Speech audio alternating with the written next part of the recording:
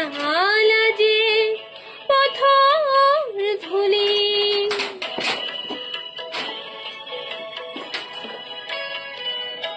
নেজানো কিয় যে